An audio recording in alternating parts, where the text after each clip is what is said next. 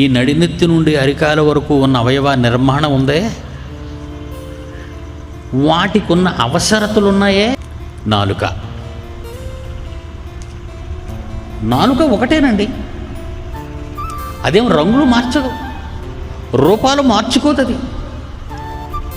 ప్రకృతిలో ఎన్ని రుచులు పెట్టాడో ప్రతి రుచిని కూడా ఇలా నోటులో పెట్టగానే చెబుతుంది అది. ఇక నడినెత్తు నుండి అరికాల వరకు ఒక్కో అవయవం గురించి చెప్పుకుంటూ పోతే అద్భుతం అండి. మనం అడిగామండి, దేవుడా నాకు ఒక నాలుక ఇచ్చావు, మంచి మంచి రుచులు పెట్టవా అని ఎప్పుడైనా అడిగారా మీరు? మత్తయి సువార్త 6వ అధ్యాయం 8వ వచనం చూడండి ప్రియులారా. మీరు మీ తండ్రి అయిన పరలోకపు తండ్రి నన్ను అడగక మునుపే మీకు అవసరమైనవేమో ఆయనకు తెలియను.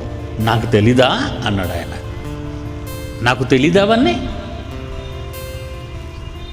ప్రియులారా, ఈ మాట ఎంత అద్భుతం అండి. ఈరోజు ప్రకృతిలో నీకు అవసరమైనవన్నీ చేశాడు మీకోసం. అతను చేసిన పనులు కష్టం, తన కష్టంగా భావించుకున్నాడు.